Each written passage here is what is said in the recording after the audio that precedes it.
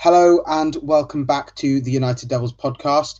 Today we're going to be discussing United's positive run in 2021, most recently with wins against Fulham in the Premier League and Liverpool in the FA Cup, before looking ahead to this week's action against Sheffield United at home and Arsenal away. With me today, I welcome back Prashanth.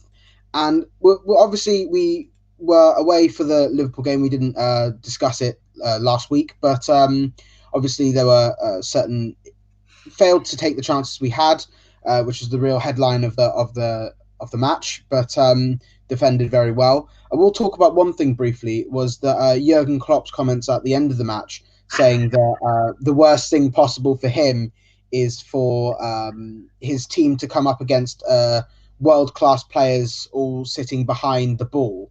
Do you think that was more of a just a way to stop any blame from going to his own players, certainly the front three who were quite toothless in the match? Or do you think that there is any kind of valid reasoning for that? I think, to be honest, I really don't care what Jurgen Klopp says about that particular incident, because teams who have gone and played at Anfield, they've always decided to park the bus in that sense, or they've decided to go all attacking. And United are being smart at this kind of an approach. We are not over attacking like we did against Leeds, nor are we very defensive for that matter of fact. So I think Jurgen Klopp clearly didn't like our strategy, and we came out with a point, which I think was a big loss for us, because I thought 3 points were there for the taking. No, absolutely. I think it must just be kind of one of those things where he knows that he had to win the game, especially with the fact that United were already 3 points clear, and they were going to have some difficult games to come, including this one, obviously. But a win would have maybe got things in motion. But I mean, at the time, still Liverpool are yet to score in the Premier League in 2021, which is a massive thing. Certainly on the impact of the Burnley game, where they lost their 67-game unbeaten run at Anfield in the league. Why a penalty? Why a penalty? Exactly. It's karma, and unfortunately, it came back to bite Jurgen Klopp. But it also came back to bite them in the FA Cup. But we'll talk about that in a second. The Fulham game. Obviously, going into that, Ollie did say that the Liverpool draw would only be a good result if we got a win at Craven Cottage, if I've not got that wrong. But there were changes made to the side. The McTominay and Fred got split apart. Bailly came back in. Cavani started the game, and obviously, we were hoping for a reaction, and unfortunately, it took a different one with a rather cheap goal given away. I've heard a few comments either way about who was at fault for the goal. Wan-Bissaka or Bailly or even Fred for not closing down Anguissa, but it was just a bad team goal. No one really switched on, and we paid for it, but we made up for it immediately because the team started playing. Fernandes hit the post, then put in a great cross, which Cavani took advantage of, really, the mistake from Areola, his former teammate, so he must know that that's exactly what he's going to do. But predatory instincts, and then we won the game from something special from Paul Pogba. Let's talk about overall the mentality. Again, we're seeing United win. But Arjun, are we forgetting one man in that? We're forgetting one man. Luke Shaw, absolutely. Yeah, fantastic performance again. He's really turned a corner since Telles came in. And it's, obviously, like you said, we can't speak more highly of him. Really, he's been fantastic. You're right. So, let's talk about Luke Shaw first. What do you think it is? Just a competition from Telles, or do you think there's something else? Maybe would you give a lot of credit to Ole Gunnar Solskjaer for that? Bit of both, to be very honest with you, but more credit to Luke Shaw himself, because he's taking criticism on the chin. And I remember Ole Gunnar Solskjaer saying that if you're young and you're playing for Man United, you need to play week in, week out, and that's pretty important. Luke Shaw has grabbed this opportunity with both hands. That also puts tremendous pressure on Alex Telles, because now Alex Telles has to fight for his place to come inside the team. And Luke Shaw clearly knows that if he makes one mistake, Alex Telles is breathing down his neck to take that spot, which is a healthy competition, which I completely understand, and that's how it should be. Now the same has to go into the right side of the defense as well. So Aaron Wan-Bissaka gets immediate competition, and he does not take his place for granted.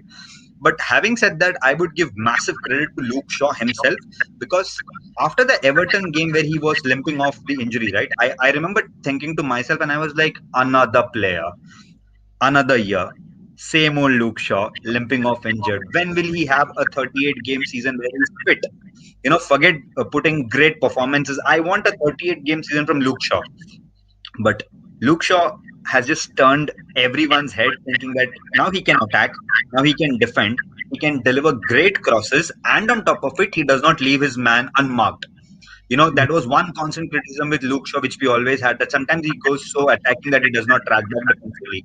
Now he's found that right balance, which I think was clearly seen in that Liverpool game as well, where Mohamed Salah was once again in his pocket, and Luke Shaw had a tremendous and a fabulous game that night. In the Fulham game, we saw a different version of Luke Shaw. We saw a Luke Shaw who was pushing for the goal. As much as credit I want to give to Bruno Fernandes for that hit on the post and then the cross from the side, there was Luke Shaw who was trying to close down the wing, which we haven't seen Luke Shaw do it quite often. And that's exactly why I said that Luke Shaw is having a season where he will remember for ages now. No, absolutely, and it certainly would be one of the rarities that he's fit for 90% of it as well, which is, Yeah. I mean, it makes tremendous strides in that sense.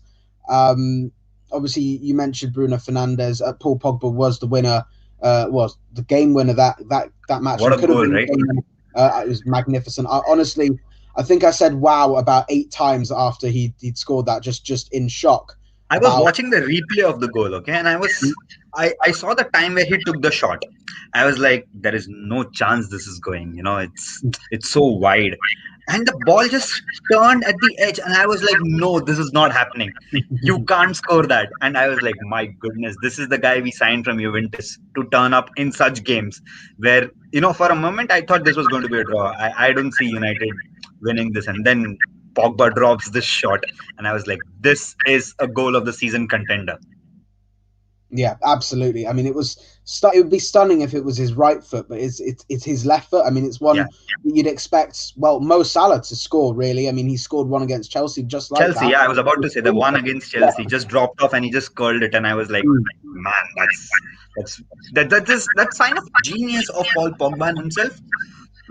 Of all the criticism we have given, saying that, what you want to leave, you leave. But I think Gary Neville said that, right, he's a player to watch out for. And I really think the difference between United winning the title, I'm not jinxing it, United winning the title and not winning it is going to be Paul Pogba. If he turns up like this, apart from Bruno Fernandes turning up, we might have a serious midfield partnership where Paul Pogba is becoming like the player who we dreamt of when we signed from Juventus. Well, yeah, I mean, he certainly is. He certainly he's been fantastic, really, ever since those comments. Obviously, a lot of praise has been given to him for just not keeping his head down, but obviously a lot of praise has been given to Ole Gunnar Solskjaer too. But there's someone who I haven't noticed myself, but I found out Paul Pogba's made the most amount of recoveries, I think, in the United team, might be in the Premier League, since Darren Fletcher came in the staff, which is sorry? That's some stat. We've criticized Paul Pogba for not being defensive, working hard during defensive phases of the game. Now, that's a different phase of Paul Pogba, which we are seeing. Yeah. Well, what I think is interesting is it almost seems like they've brought in a staff member simply just to get Paul Pogba on that disciplined level, which something we can't underrate from Darren Fletcher and Michael Carrick, both of them together having that kind of impact on a player. Hopefully it has the same sort of impact on the likes of Van der Beek and McTominay and Fred and Matic. But I mean, to have that much of an impact on the player that we've been sort of flitting around thinking, well, can he play in a midfield role? Can he play as a 6 or an 8? Or does he have to play as a number 10 in a 3?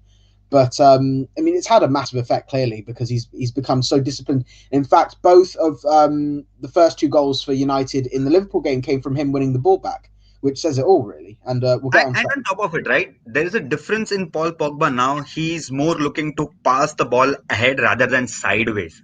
If you remember a couple of seasons back, not under Jose Mourinho, but just since when Ole Gunnar Solskjaer came in as well, in the start, Paul Pogba was trying to pass the ball to the wings or just to the fullback. Now we see Paul Pogba taking the ball, waiting, and then, soaking up all the pressure. As soon as someone is free, we see a Paul Pogba a diagonal ball or a long ball. Sometimes I remember the pass in the Fulham game where he was just ahead of the defense. He saw Van Bissaka running. There was a diagonal ball which came, and I was like, "That's Paul Scholes." Paul Scholes did that. I remember that famous goal when Paul Scholes passed the ball to Wayne Rooney, and Wayne Rooney scored, and even the goal to Berbatov, a diagonal 60-yard passer, and Berbatov with a one-touch and finish. I was like, if instead of Van Bissaka, if there was a proper striker ahead, something how Rashford passed to Greenwood in the Liverpool game, and bang, it was a finish. A pass of that sort, and that's what Paul Pogba is known for all his life. The diagonal ball, the long shot. He's a luxury which we thought that we could not afford.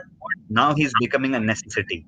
And that midfield looks a lot more stronger, rigid, arrogant, and yet very hardworking. And that's the identity of a Man United midfield, right? We had arrogance. We always had arrogance in our midfield. We had a Roy Keane. We had a leader. We had productive midfield with the likes of Paul Scholes, Carrick, Fletcher, Park Ji-sung slotted in. There's a bit of creativity in that midfield with Bruno, Pogba as well.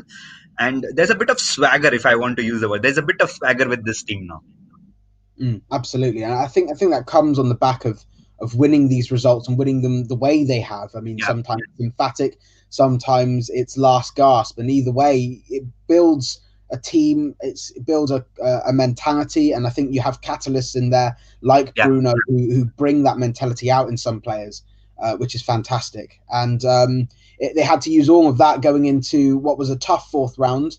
It's another tough fourth round for Manchester United. They've had, I think, Premier League opposition in their last 3 fourth round ties. 4 years. Yeah. 4 years, yeah, even. I mean, it says it all. But Liverpool was certainly not going to be pushovers. They needed a reaction after that loss to Burnley. And at Old Trafford, we haven't been at our best, especially against the big teams. So, in fact, we haven't actually beaten one of the big 6 this season until Sunday. So going into that game, there was a lot of pressure on both teams, really. And while they both made changes, it was still a relatively strong squad for both teams. Obviously, a rather young backline for Liverpool, which obviously didn't help them at all. 2 errors led to 2 goals for United, but let's not take that away. It was fantastic counter-attacking play. Both came from Paul Pogba, and then Rashford to Greenwood and Greenwood to Rashford with brilliant finishes. And obviously a fantastic free kick at the end for Bruno Fernandes. But let's go back to something that was a little bit worrying, were the way we conceded those 2 goals. So the first one, obviously, a very easy pass by Firmino into Salah. Lindelof looked a little confused. I think he was trying to track Curtis Jones, who was nowhere near the ball. Shaw let Salah go, and I mean, it was a lovely finish. But then the second one, Cavani gives it away from being played out from the back. I think he probably tried to flick it onto McTominay. It was a question why he decided that. It's something that needed to be looked at. But I'm smiling when he said Shaw let Salah go, because that was probably the only time where Salah had a small amount of space and he cashed on it. Yeah, ruthless when he wants to be, really, because he obviously wasn't that against us at Anfield. But you're right. And then again, it's fantastic play from Liverpool, but really poor defending from United for the second one. A few questions raised over Dean Henderson for the second one. Would you have any concerns about that? Nah, I'm not worried about the. I mean, yes, I do think he should have done a lot better. At least made a decent attempt to save the ball. But between his legs, one-on-one with the striker was almost one-on-one with him. The shot was straight hit to him. So I thought he could have done a lot better by trying to push a little ahead. Or he should have read it much earlier, which he didn't either. So, but I will not be harsh on Dean Henderson as well, because you're talking about one of the best strikers who's playing in the Premier League, a Golden Boot winner, and someone who is merciless when he's on one-on-one situations. So I would just give that to him. And I'm not a huge fan of Dean Henderson versus David Dyer. I always want David Dyer to be the number 1 at Man United as long as he's here. But it shows the massive improvement which even Dean Henderson has to make in his career. If it was David Daya a couple of years back, and if it was Eden Hazard, remember the save which he did. That was sure goal from Eden Hazard. The man loves a big equation. One-on-one, he's merciless. But David Daya pulled out a blinder out of that. Of course, the standards which he set is so high, and I'm expecting Dean Henderson to follow the same. But it's a bit too premature as well from my end to expect it. But having said that, I don't think he could have done anything else to save it. It was...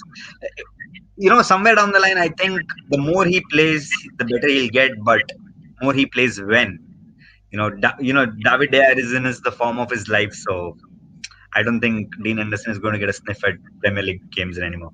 Yeah, well, I mean, one thing I would say is something that I said in the player ratings is that he doesn't really command his box as well as David De Gea. Yeah, It sort of almost seems like whenever he makes a save or something goes wrong or the defensive fair. play, you don't see him kind of calling as much. Yeah. Maybe that's something that we could see a little bit more of from the other kind of camera angles, but certainly from what I've seen without the no fan sound anyway on BT and everything, they haven't. It doesn't come up as much, and I think that's something that comes with experience. Obviously, something that David De Gea has had I to think it go. also comes up with a lot of trust on the defense. Yeah. I think David De Gea becoming a seasoned professional, he knows where his limit is in terms of guarding the lines. Sometimes he's very vocal. It also depends the kind of person you are. Edwin van der Sar was pretty vocal when he was the United keeper, because I always remember Edwin van der Sar shouting and then organizing, even if it was a Vidic and a Ferdinand. He was very vocal. But on the other hand, if you see Tim Howard when he played for us, he wasn't very vocal, but he was a good keeper. There's no doubt about it. It also depends the style of the keeper. Sergio Romero isn't vocal. Sergio Romero is more of the organizer kind, where he will organize the defense before the attack is happening. While there are keepers who are very reactionary, someone like an Edwin van der Sar or even a Dean Henderson for that matter. He's reactionary keeper. I'm not taking anything away from it. It's just style which with these kind of people are. Yeah. Well, I mean, it's different styles. It's just how they'll get used to it. He'll get used to the United back four, and the United back four will get used to it. With time, it's just going to be a little shaky at the beginning, a few worries, a few little mishaps like the one at Sheffield United, but they happen, and I don't see anything too serious about these little things. So won't talk about that, but we'll talk about one thing. The kind of almost it's almost a mental block that when you come up against a big team, regardless of the situation, that you beat them, and we beat obviously PSG and Leipzig at the beginning, but in the Premier League we've not beaten one of the big six, or you could even say one of the top sixes include Leicester and Everton, I think, and West Ham. Obviously now West Ham because they've just won, but Liverpool are fifth, so I like it. Something you love to see, but the big six obviously we've struggled to beat. In fact, we haven't even beaten Arsenal in the Premier League since Ollie is manager, which we'll obviously get into later in the podcast. But it is something that you have to come up against, and Ollie hasn't beaten Liverpool yet until this weekend. So I mean, how massive a result! And just to highlight one more point, there was a lot of issues regarding Bruno Fernandes's inability to turn in big games. Oh, right? That's a myth. It's not actually true. Of course, it's a big myth, and fans, people who just judge Bruno Fernandes basis the goals, assists, and contribution to goals and assists against opposition. Of course, he doesn't turn up against the big games basis statistics, but the presence of Bruno Fernandes in that midfield is a catalyst, which I don't think any stat can quantify. That free kick might just add a free kick and a goal might just add one to his column. But Bruno Fernandes was instrumental in that game along with Paul Pogba. Of course, Paul Pogba had a huge role to play. There is no doubt about it. But like you said, it's a big myth that Bruno Fernandes does not turn up against big games. In all the big games, sometimes it's not about goal. It's not about an assist. It's also about the presence in the team and the presence while you're playing. And Bruno Fernandes gives that. So I don't mind if Bruno Fernandes does not have a goal scoring assist or a contribution which can be measured in a big game, but I would be I'd be lying to myself if I say Bruno Fernandes did not have a great game, because whenever he's played for us, he's always had a good game apart from one or two games here or there. So I've always felt that it's a big myth, but then fans right now want to take a dig at us. So yeah, Bruno Fernandes fails against top teams. I'm okay to live with it. Yeah, absolutely, and obviously coming up with a game winner like that is certainly. And also with only 12 minutes left is something that we'll remember, and it takes us into the fifth round, obviously, against West Ham, and certainly another Premier League team. Yeah, another Premier League team. While City get, I think, Swansea, if I'm not mistaken. Yeah. But it's something that we've got to take seriously, and the fact is that West Ham are in excellent form. I believe it'll be taking place on the 10th of February or around Correct. that weekend. But I mean, obviously they'll take it seriously because they're flitting around they're top five, but they won't probably be competing for Europe overall this season. I mean, touch wood, but they're going to take it seriously, so we have to take it seriously. Would you have a similar side to the one that played against Liverpool, or would you make more or fewer changes? I would play the same team against the one which we played against Liverpool, so that these guys get a run as well. Of course, I believe that Van de Beek should get more chances. No two ways about it. But I'm quite happy to play the same 11 which we played. But before we actually think about the West Ham game, right? It's about the FA Cup. Ole needs a trophy. I'm not worried if it's a Premier League or FA Cup. Obviously, we're out of the other two competitions which we were there. Now we have the Europa League, which we are going to play Real Sociedad after the game against I think Sheffield. Not after the game against Sheffield. I think West Brom. After West Brom, we are playing Sociedad. Yeah. So Ole needs a trophy. And if you ask me in the Liverpool game, for whom is the tie more important? Is it for Jurgen Klopp to make sure that he's not going trophyless or whatever? Or for Ole Gunnar Solskjaer, I would have still said the game is more important for Ole Gunnar Solskjaer because this team needs a trophy now. Because these players are getting to the peak of their footballing prowess. It's a matter of time someone will say, you know what, I'm contributing. If you're not breaking the semi-final myth, why am I playing here? I need to win trophies. You are a big club. It will reach to a stage in this year or next year because we've gone out of semi-finals always, right? It's the fifth semi-final or the fourth semi-final which we have been eliminated. Yeah, fourth semi-final. Now the FA Cup. Now we are going to play the fifth round. Obviously, there's a lot of ways. Then there is Europa, which is going to happen. Ole definitely needs a trophy this season. Someone like a Mikel Arteta with so-called subpar squad, which he said, won a trophy, right? So Ole needs a trophy for the team, and this team needs a trophy for themselves, rather than anyone else needing a trophy. Absolutely. I think thing is, we're in 3 competitions. We've got to take all 3 seriously. Yeah. Real Sociedad are certainly no pushovers. They were top of the league for a good stage. Adnan Januzaj will be back to Old Trafford and he will be playing as if he's Cristiano Ronaldo now because he's the opposition is Man United. So. Yeah, and former Blue David Silva as well. Let's not forget. I mean, he's playing fantastically right now. So was there ever in doubt about his quality? Right? Sometimes as a United fan, I wish why didn't we sign this guy? But I was so hoping he'd sign for Lazio because then he would have been in the Champions League and wouldn't have to. I say that, but we might have. I don't really given a small amount of space in any of the games because David Silva has been our nightmare. David Silva and Aguero. Silva assist, Aguero goal. That City derby used to always be this storyline. Silva, Aguero, United make a comeback or whatever, but that Silva Aguero combination is a no-no for me now. Yeah, well, maybe hopefully Aguero won't join Sociedad as well because he doesn't seem to be getting any playing time at City. He's obviously not starting today. I think he might be injured actually. He is. But you mentioned Arteta. We're not going to talk about Ole or Arteta. We're going to talk about the third wheel in that situation. Is Frank Lampard, who unfortunately lost his job midweek, was sacked on Twitter. Really, much like David Moyes was. We all heard the news before Chelsea released a statement, and so honestly, I thought that was a really awful way for that to happen, regardless of the results, regardless of how things have been going, the way he'd spent money or the position in the table. There's no need to have reports leaking out that a manager's been dismissed before he's actually been, shown the way out. So I think that's. Are you shocked that he's sacked? Yeah, I am. Yeah, I thought he would. Really? Yeah. I know. I get that. That's how Chelsea are run. They don't care if it's halfway through the season. The way Jose was dismissed, but they let the last 2 managers, Conte and Sarri, they let them go till the end of the season. I think Conte left after winning the FA Cup, and Sarri left after winning the Europa League. And Chelsea are still in technically 2 competitions. 2 other competitions, and they also sort of got to sort themselves out in the Premier League. He's spent a lot of money on this project that he's starting.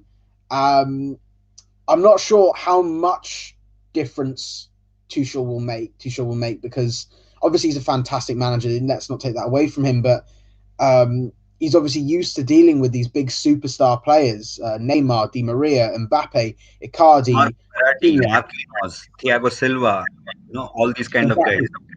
Verratti. Or did you say Verratti? I wasn't Yeah, sure. I did. Sorry.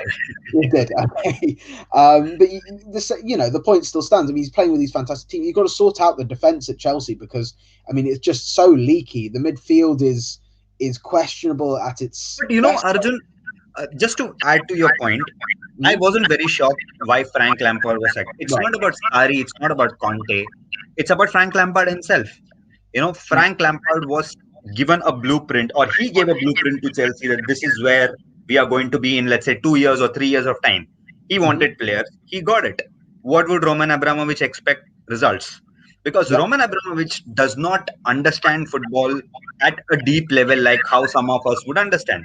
All he cares about is that I have spent 200 million. Of course, that's my club. I want the best for my club. But what is the win and the loss column which is happening? Oh my God, you lost to Leicester and your defense was clueless. What were you doing exactly? When you look at the Chelsea game versus Leicester, you saw Anthony Rudiger starting, right? Mm. The fourth choice centre back. You already don't have a stable defense. So what are you experimenting on? And you have tried almost everything and it's still not working. So the easiest option for me as a owner is that, you know what, you're a great player, you have been a great servant to us, you held on to the club after Sari left. We had lost our most prized asset at that point of time. We had a transfer ban.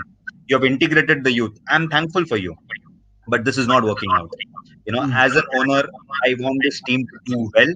At one point of time, we were so-called leaders in the Premier League. We had a shot at the title.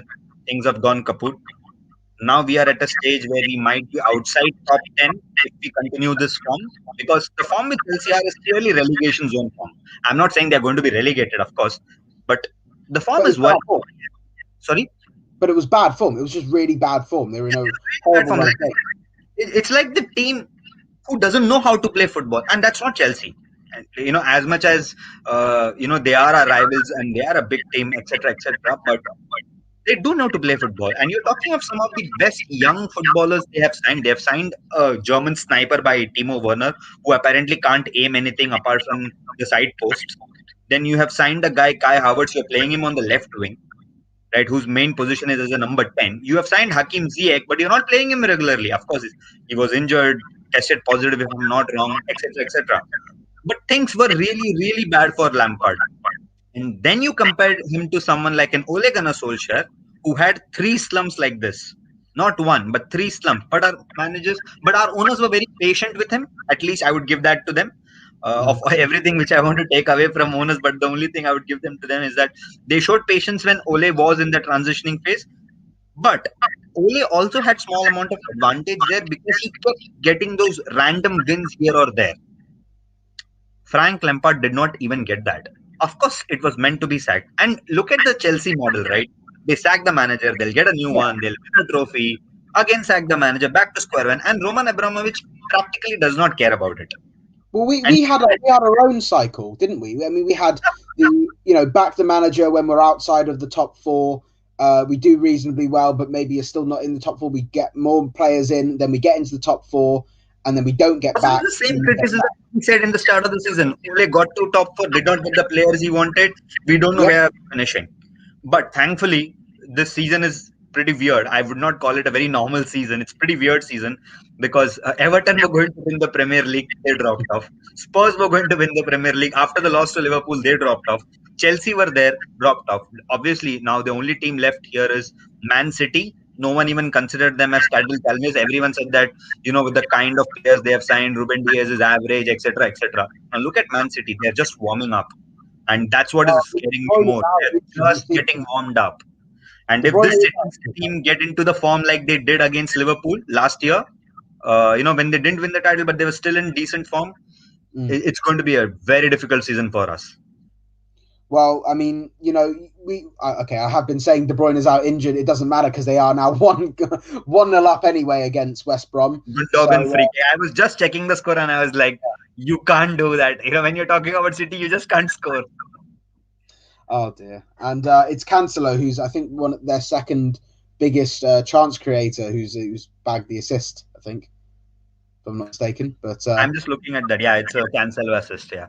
yeah, but yeah, I mean, obviously they're still certainly there, and actually, if they win their game in hand, they do go top by a point, if I'm not mistaken. It's fine margins, obviously, but it's certainly something I've heard so many pundits over the And last week. Arsenal are a goal down. Yeah. Oh, yeah. Well. Oh, they have just yeah. So it's 1-1. Nicolas Pepe scored. So Oh, I see. Okay. Well, that's all right then. But they say it's City's title to lose, really. So yeah. not really putting a lot of faith in United, and I think being the underdog really actually suits us at the moment. So I think that's actually probably a good thing. I'm honestly not bothered about United winning the Premier League or anything. Like I said in many podcasts with you, and I said I just want to see a fight in this title race. I Mm. don't want to see a Premier League of last year where Liverpool won the league by December and everyone else was playing the catch-up race. I don't want to see a league like that. I'm okay if United finish second or third or whatever because I want to see United fight for it. I'm not bothered about other clubs, to be very honest with you, but I want United to put up a fight. I just don't want that 30 point difference or 25-point difference in a league where we say that this is the best league in the world, this is the most competitive league in the world, and we see a 24 points lead between the first and the second. So Yeah. that's what I'm pretty happy about. We'll see where we are at the end of the season, whether we win it or whether we don't win it. It's a long season. Like I said, Everton were the leaders, went up. I think the season is all about momentum. Whoever keeps the momentum the longest, they would win the Premier League. And earlier it wasn't the case. Earlier it was all about the case of notching up that dirty wins here or there. Yeah. So all Well, the sort of I'll ask you this then: do you see us dropping off that to that degree? You can yeah. see us dropping off maybe 10 or 15 points. Arjun, to be very honest with you, I want to be pessimistic this time, and for a reason, because we had the chance to go to Champions League, to the knockout stages. We needed only 2 points. We needed a 1 point from 2 games, Yeah. right? Hmm. Obviously, we didn't get it, and we know what happened. Yeah. With the Premier League as well, I think it's too early, for anyone calling us title contenders as well. Like I've said, we are driven by one gentleman by the name Bruno Fernandes. He has been driving us brilliantly for most part of the season from last year since his signing. I yet want to see other 9 people stand up. Now we can say that Luke Shaw is starting to step up, Edinson Cavani is starting to step up, Paul Pogba is starting to step up.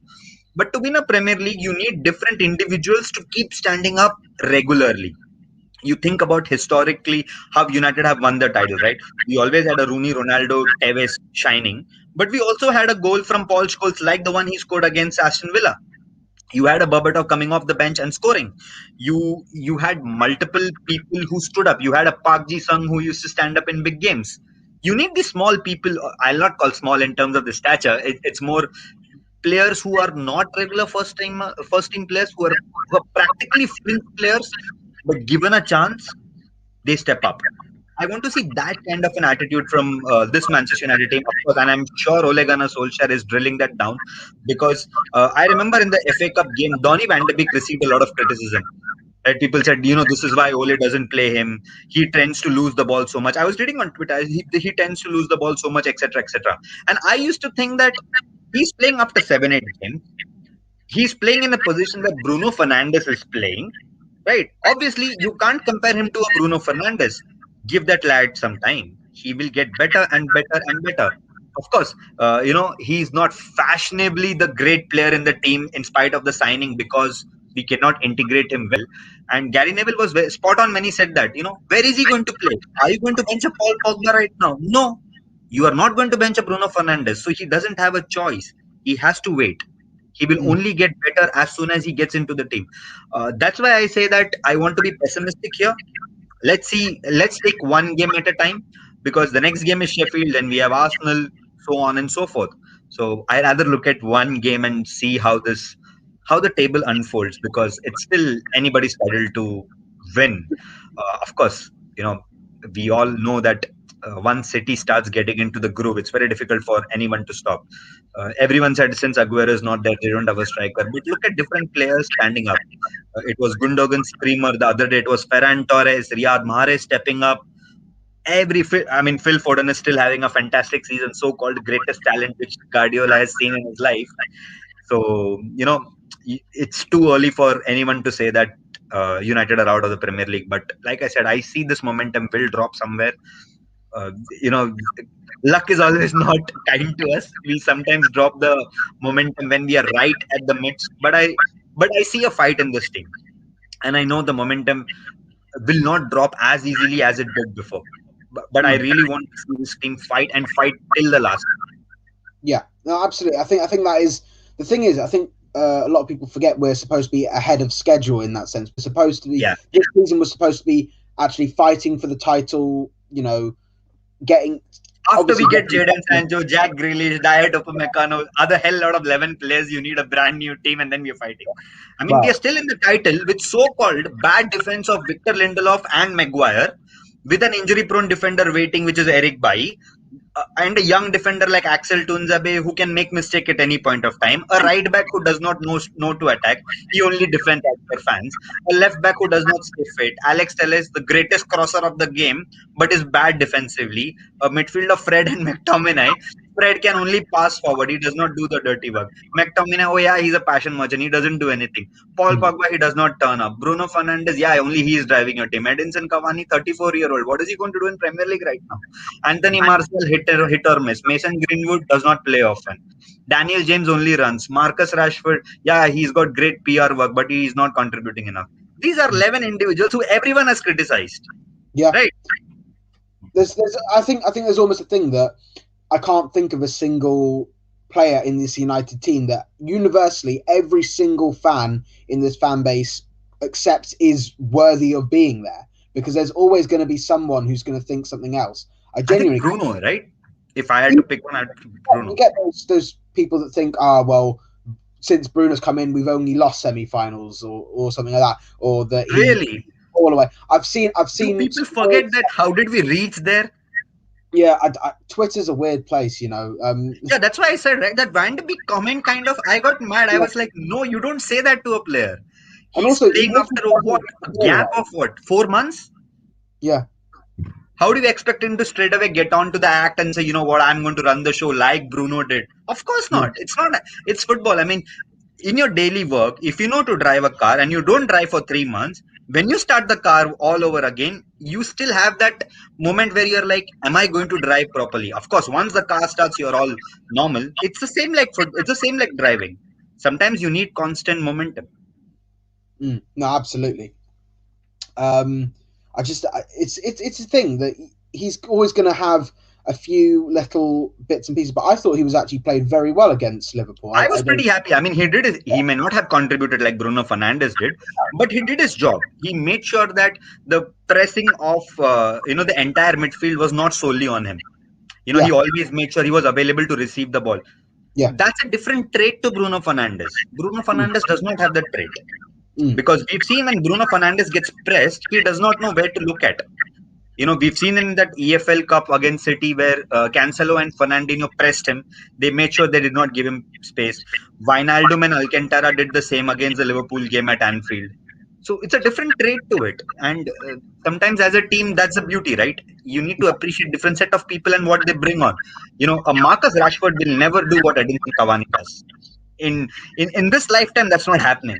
But having said that, does not make Marcus Rashford a bad player. yeah, absolutely. It's different players offer different things, and that's why we've got Van der Beek as a different option. And he's such Exactly. a tidy player. What was the criticism earlier, Arjun? We don't have a plan B. Yeah. Under Jose Mourinho, we had Moran Fellaini who used to head the ball, etc. Now you don't have a plan B. Now you have a plan B, but you can't appreciate it. Mm. Now ideally, I thought Edinson Cavani was going to be more of a super sub kind of a player, because the front three is going to be Rashford, Martial, Greenwood, is what I thought.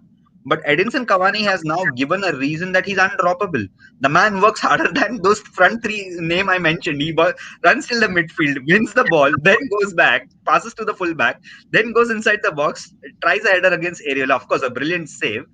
But, it's these kind of players who you need in the team. The so-called plan B has suddenly become your plan A. Now, everyone wants Anthony Martial to be dropped and make sure that Edinson Cavani starts. It's just how fickle Twitter, is in general. No, it is, and we'll talk about that with with Sheffield United. Who, well, I mean, obviously Cavani started the last two games, but it's a question whether Martial will start this one. But we'll talk about that in a second. We'll get on to the poll result just briefly, because it was one that actually I wasn't expecting to get as many results as it did. But does Dalot deserve a second chance? Obviously, not being playing that much for AC Milan, even though they are top of the league, and he's had a few games here and there. But I mean, do you think that he's the one who could offer Wan-Bissaka that much competition, or do you think we look at Kieran Trippier, Max Aarons, Tarek Lamptey, someone like that instead? I mean, I never liked Diego Dallo, to be very honest with you. So probably I don't want to have a biased opinion on it. And I've always loved Kieran Trippier. I've Mhm. always felt that the move to Spain is an excellent one for him because he's going to understand much more about football playing with Atletico Madrid than he will probably understand playing for a Man United or Arsenal or a City for that matter of fact. Because you're talking of a manager whose fundamental is all about defense first, then we'll talk about attack.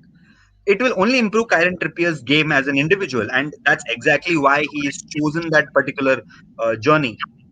Obviously he's got that ban which for obvious reasons he cannot sign now, but I would rather have a Kieran Trippier or a Tariq Lamptey for that matter of fact, but not Diego Dallo. And I'm not saying because I don't like him. Diego Dallo is a great wing back, right? He is good in attack, he's good in defense only at certain phases. But whenever Diego Dallo has played for us, I haven't seen that spark which makes me feel that he's going to challenge Aaron Van Bissaka. Mm. I still don't feel that he's got that spark. Uh, I honestly don't know why did Jose Mourinho sign him. He said that he's probably the best talent he's seen in recent times, and he's going to be a great fullback. Some players possibly mature or blossom at a later stage, but as of now, I still wouldn't have a a Diego Dallo back at Man United. He's not going to offer that any amount of competition which Aaron Van Bissaka needs. I would rather have a prospect if I want to sign a young player, let's say someone like a Max Aarons or a Tariq Lamptey, who want to get into that first team, their hunger and drive is so much that Aaron Wan-Bissaka starts feeling that, you know what, I was young, United signed me for 50 odd million from Crystal Palace. They have signed Max Aarons from Norwich for, let's say, 20 odd million. This kid will want regular football and he will make sure that he replaces me. I better pull up my socks.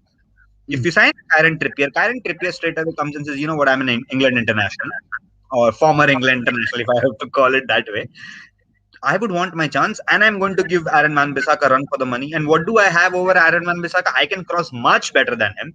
I'm a threat at set piece as well because I have got a wicked right foot. Right, I've scored at the biggest stage for England, so I'm going to be a huge asset, which Aaron Wan-Bissaka isn't. That would kind of put pressure on him as well. But Diego Dallo, if you get him on, he would be happy to sit on the bench again. That's true. I think that's the thing is, you can see the comparison between Shaw, who's 24, 25, and Tellers, who's 27, 28. Wan-Bissaka is 23, I think, and Trippier's, 28, 29? Correct. He will have that experience. He'll have the competition that he knows that a place isn't guaranteed anymore. Because right now, Aaron Wan-Bissaka is the only right back at the club. You could say Brandon Williams is a right back, but he is a left back that's right-footed. I think right back he doesn't. And honestly, Arjun, do you really rate Brandon Williams' talent? I would rate his tenacity. I would rate his drive, but I'm not a huge fan of Brandon Williams as a player. He's 19 years old. I just think he with the right kind of coaching and he could develop into a very, very excellent player. I don't know whether that means he'd be an excellent squad player at United or a starter somewhere else, but I'd like to think that he could compete with Luke Shaw in 2 or 3 years' time. Maybe in fact actually be the Luke Shaw to Luke Shaw's Tellez. So Luke Shaw then becomes the Tellez and Brandon. Yeah, that's a fair assessment of it, but okay, fair. I mean, I don't disagree to what you said, but I still haven't seen him. I still haven't seen that kind of maturity from Brandon Williams, while I've seen that maturity from Ethan Laird and Ted and Mengi, to be fair. Okay. No, I see that. Yeah, I'm just a bit skeptical. Probably a loan move would do world of wonders for him. Sometimes when you're out of your comfort zone, you tend to learn more about football you tend to learn more about life in general. That makes you a better footballer. No, I get that. Because, yeah. I've heard multiple players speak about it, and then say, I remember Kevin De Bruyne speaking about it once, saying that once he went on loan when he was a kid, all the tantrums which he had suddenly was out of the door because now the setup is not familiar to you.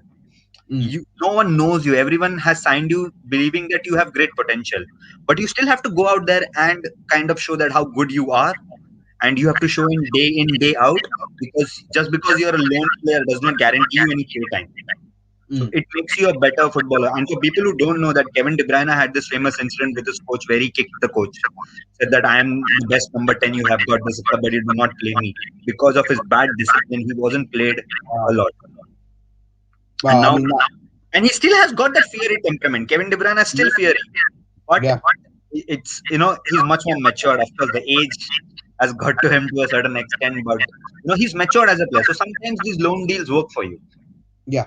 No, absolutely, and obviously, I think that is something that United looked at. But I think Solskjaer wants him to stay, from reports today, so it looks unlikely. Lingard might be going out on loan, but we don't unfortunately have time to discuss that. But might be going to West Ham, so we might see him in the FA Cup. You never know. But we'll talk He loves about. the FA Cup. He does love the FA Cup indeed, and certainly if they do manage to get to Wembley, that would be something that he would also be excellent at. But we'll move on to the Premier League, and obviously tomorrow United do play Sheffield United. I think similar time to right now. 8:15. 8:15, in fact, so half an hour earlier. But it's a massive game for United, not just because Sheffield United have seemed to turn a corner. Even though they're still at the bottom of the Premier League, they're still playing a lot better than they have done recently. But a win just keeps up the momentum. As you said, momentum is crucial, and drop points here would be hugely detrimental. It could open up to a 4-point gap, if I'm not mistaken, with Manchester City. So that is. Meanwhile, they scored 3. Yeah, well, sorry, they've scored 3. City, yeah. Oh, of course they have. Okay, well, Big Sam's magic hasn't quite come into the fray yet. And that's Gundogan twice and Cancelo one. Oh, right. Okay. Remember, I spoke about different players stepping up at different point of time.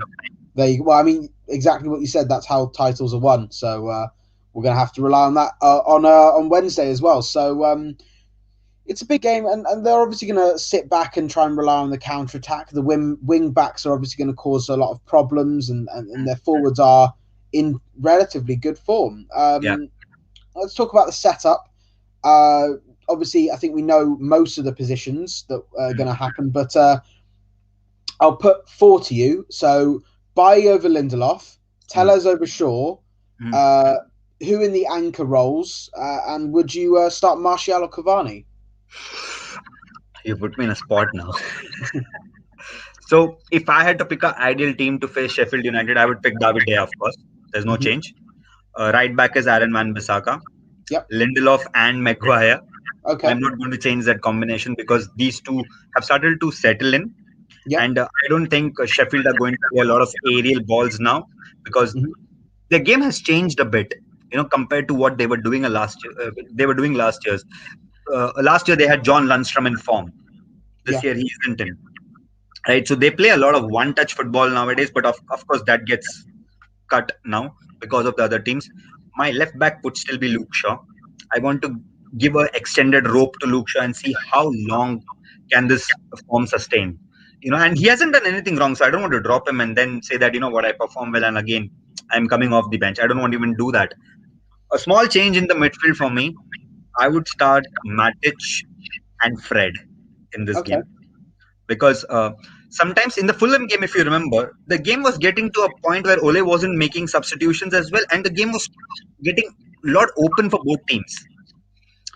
I'm sure Sheffield will have the same kind of an impact. It will not be a very cagey game as such. So I would want Matic to slow down the game. He's very good at it. So, I would play that back 4, that 2. Obviously, the 3 is self-selecting, and then the start of the number 9 position is going to be a guy from Uruguay. Sadly, I'm not picking Martial for it. I just want to see Edinson Cavani play week in, week out, because he's adding so much to this team. That dirty goal, that headed attempt, that pass to Bruno, taking the risk as a striker. He missed sorely. Even Lukaku didn't do that for him. So I would put Edinson Cavani as the number 9. Okay. I do see all those points. I think mine actually is quite similar to that. I think if Lindelof's back injury is getting a little bit of an issue for him. I think I could see him being saved for Arsenal, where Lacazette obviously is a very mobile striker, and that's I would something start that Bailly at Lindelof. Arsenal. Sorry, I would start Eric Bailly. you start Eric Bailly for Arsenal. Yeah, Yeah, I do get that as well. Actually, they have got that quick team is forwards. speed. Arsenal are quick. That's true. With Emil Smith-Rowe, Aubameyang, Lacazette, that's good speed and Saka. probably So that combination, and Bukayo Saka, not to forget Bukayo Saka as well. He's in flying form. So Eric Bailly for Arsenal game is what I was thinking. Okay, well, I mean, I think either way, I think if Bailly doesn't start midweek, then he'll start Sunday. Yeah, no chance. But I think if Lindelof's injury is obviously going to cause a problem, maybe they have to play Bailly. So you never know. Even Tuanzebe could come in and do a job midweek. I think he'd be fine for Sheffield United, especially with, I mean, Moussa is a very quick striker, and Brewster's obviously youthful exuberance. Let's say Sheffield having 9 injuries, and Moussa is going to have a late fitness test. Oh, okay. Well, I mean, yeah, I did remember seeing the 9 injuries. I just didn't quite catch who they were. But yeah, I mean, that's obviously a massive thing that they've not got 9 big players for them. So I think that is something that we have to use to our advantage. Start the game quickly. So I'd quite like actually Donny van de Beek to play in a number 8 role. Maybe alongside Matic actually, which would be quite nice. Everyone's dream, Arjun. Everyone's dream. I'd just like to see Pogba rested. Maybe just one game. Give him a rest. Because he's obviously played a lot of football recently, and I think maybe he does deserve a rest. Get him nice and sharp for. But Arjun, this is where I think I differ a lot. I don't want to cut a player's rhythm. Yeah. If you're having a good run of the form, then let it have. If it was an FA Cup or a EFL or something of a smaller team, I would have rested. But I want to make sure that the gap between us and City isn't too much. Sure. Where we are again in the catch-up phase, all of us. I don't want that kind of situation. As long as they're in good form, so yeah, I would want. You got to pay respect. That is true. Well, then I'm not sure. I'm not sure whether you could play a diamond, I guess, but I think they've gone away from that idea. Maybe play Pogba on the right hand side. The diamond gives me nightmares. Yes. One thing I would 100% agree is Cavani starts for me because I mean he's just been excellent. His movement, his link up, his predatory instincts, and obviously it goes sort of under the radar. But that header against Liverpool was magnificent, and it was just so unlucky. It hit the outside of the post. There was no chance the ball was heading towards the post. And I saw that header and I watched it in a replay mode and I slowed down and I was like, he's anticipated, he's already thought in his head where he wants to hit the ball. And possibly, when Edinson Cavani retires, and I'm sure when you talk about top 10 strikers in the world, not one person would mention Edinson Cavani. His career would go under the radar always. People will possibly even mention Romelu Lukaku saying that, oh my God, at 24 years of age, he's the youngest player in Premier League to score 100 goals, etc., etc. But they will always forget this gentleman. And I've been a huge fan of Edinson Cavani even before he signed for United. You don't find predators, you don't find strikers with that kind of an instinct, that kind of a work rate, that kind of a desire to win. There was a reason why PSG invested so much in Edinson Cavani. Forget the money part. It's the attitude what he brings to it. And Ole Gunnar Solskjaer in today's press conference said the same thing. On an average, he's running 12 kilometers at 34 years of age. That speaks volume of the gentleman's work rate. Absolutely. I think he's just so crucial to this team right now. Yeah. On and off the pitch, really, because you can see he's having an effect on Martial and Greenwood and Rashford. The way Rashford's more composed on the ball, Greenwood's finishing was excellent against Liverpool, and the passing as well. That finish, right? And I think almost every United fan was just like, yeah, Van Persie-esque, the way he hit it on the volley or half volley, really. But and I remember Alisson charging. And I was like, no, you don't do that. This is not some 19-year-old random kid you're seeing. Yeah, absolutely. I mean, yeah, he has to start for me. It's just whether Greenwood starts. Actually, I think maybe you do start him because he's in a good vein of form and he's scored and got an assist. I think it would be. I think Greenwood will be the guy now who would be a crucial factor for us in the second half of the season. because he hasn't had a great first half, of Yeah. all the hype he received last year, then the criticism with England, all the incidents happened. Of course, it has taken a big toll on him as well. And even Ole said it. You expect a big season from the young man. And he said, I no longer want to address him as a boy because he's manned up. Mm. Expect a good and a big season from him because he would be itching to get ahead of a lot of goals because uh, the kind of ball which Pogba and Bruno is delivering to him, along with Van Bissaka to a certain extent, you would want to see him in at least 5 goals, 7 goals Yeah. by now, but he hasn't had that kind of an impact. Mm. Let's not forget he was against the best left back in the Premier League to some. Yeah, who tried to distract him. Who tried to scream at him to stop scoring. But yeah, I mean the point is that he played very well against Robertson. So I do hope he starts on midweek. But let's go for predictions. Obviously, United have only scored 3 goals against Sheffield United in their 3 appearances since they've been promoted. It was a 3-3 draw, a 3-0 win at Old Trafford, and a 3-2 win away from home earlier this season. So do you see it being another 3 goals for United? No, I think it'll be a 2-1 kind of a victory. It'll not be a straightforward victory. We'll have to definitely work hard for it because Sheffield aren't pushovers. Forget the table position. This season, I have decided that I'm not going to judge a team basis its table position. I'm going to judge them basis their momentum out there. They're not going to be pushovers. After us, they're going to play City as well. So they would want to make sure that they make life difficult for us because then a lot of things will play in their head. Whether can they go and make life difficult for Man City or etc. So I think it'll be a 2-1 kind of game. Okay, yeah, I can understand that. I think personally, I think we're going to keep a clean sheet because, like you said, they're missing a fair few players. I think they're going to be set up to basically for a draw and see if they could do a snatch and grab. But I think the way our team is playing at the moment, they're in a lot of good form. They're not switching off in home games in the Premier League, at least. So I think it will be a comfortable win, maybe 2-0, but I could see it being higher if Sheffield United get desperate or say they get a red card, because they're not strangers to second yellows and red cards. They're quite a rough team. Lundstrom's already got a few, and Basham, and I think even one of the strikers as well, but I can't remember who it was. Billy Sharp. Burke or McGoldrick? Billy Sharp. Oh, Billy Sharp. Okay. Yeah, that challenge against at Newcastle should have been a second yellow or even. Oh yeah, you're right. I think they even have Ethan Ampadu on loan from Chelsea, if I'm not wrong, right? Sheffield. Yes, they do. Yeah. Now they tend to play more of a back 3 than 5 and 2. I mean, they always played that. Now they play at a very high line. Yeah, well, that's the thing. If they play a high line, I think they're going to be a lot of long balls ahead of them. But I think Lindelof can deal with that. I just hope Rashford doesn't get caught offside a lot. Oh yeah, please. Yeah. Well, I mean, he might not. I don't think he'll start if he's not 100%. I think they won't risk him straight from the off. I think maybe they'll start. So I think it'll be Martial on the left.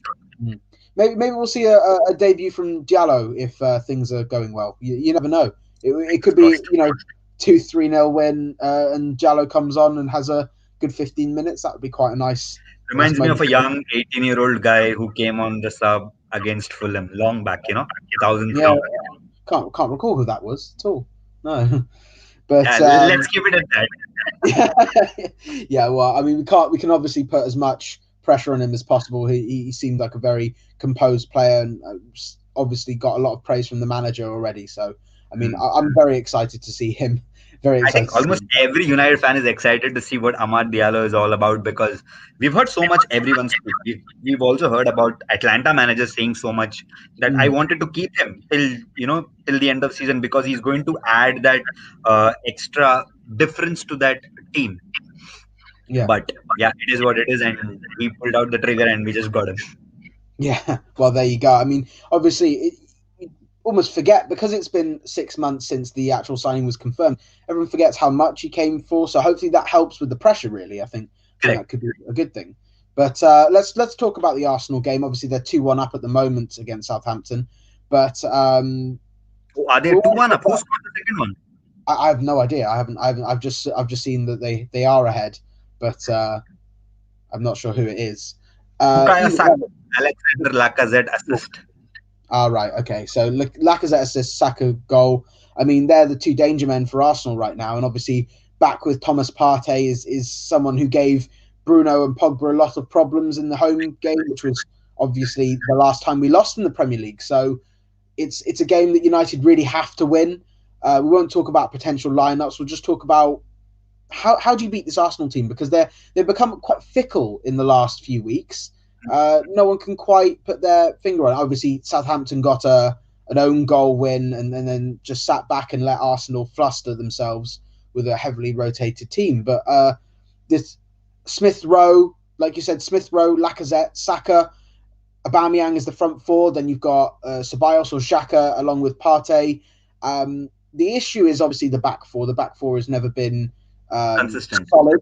Oh yeah, consistent, that too. I mean, Tierney's been fantastic, really. But other than that, they've all been a little bit hit or miss, especially with like Bellerin, Holding, and I'm not even sure who the other centre back is. If it's David Luiz, if it's Mustafi, or even Gabriel or Mari, even.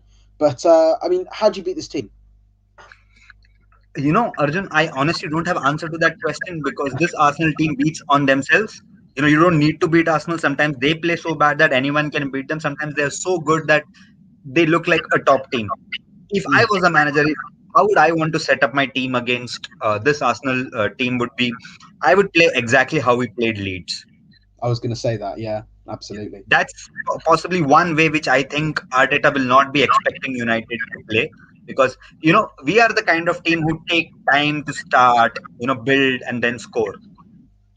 The one we saw against Leeds was not Manchester United. I honestly didn't think it was Manchester United. For a minute, I was thinking, are we Bayern Munich? We don't play like this. If we get out of the comfort zone very early and just go all guns against this Arsenal team, because they have a weak defense, right? You keep charging at them, you keep hitting them on counters.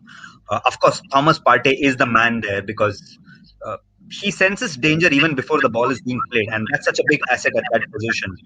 I don't want to give Emil Smith Rowe even a small amount of passing range which he's got, because the kid is excellent. As much as he plays for Arsenal, and I don't want to appreciate him, but it's such a nice thing to see a young talent coming up who's so good at one touch football. He makes space for himself. He's got that right awareness around him. Lacazette dropping as a number 10 now. Aubameyang starting to score. Not exactly score, but he's starting to find his form. There's Bukayo Saka, who's always a threat. He'll be up against the likes of Luke Shaw and Aaron Wan-Bissaka, and that's not going to be an easy task. So how do you beat them? Play a 4-3-3, go all guns out, do not give them a small amount of space. Thomas Partey can only read the ball which is played in the ground, not an aerial ball. And we have always seen, and we have seen how teams target Thomas Partey. Just put the ball aerially and then let the fullbacks and the wingers run. How I would try to beat Arsenal. Yeah, well, I think again that's another game that Cavani has to start. Really, I think the fact that his movement will give the defense that's not very confident a lot of problems. And I think that if we played Martial there, no disrespect, but his movement is good and his pace is obviously something that we can utilize. But I think it's something that Arsenal would be equipped to deal with. So I think that's something that perhaps Cavani would be better at, but we'll have to see. I remember the last two times I've done predictions on this podcast for Arsenal games, I was really confident last year, earlier this season, because we'd just beaten Newcastle and PSG and Leipzig 5-0, and I was thinking, well, this is fantastic. We're going on such a great run. I think we could beat this really, really out of form Arsenal team, and I was wrong.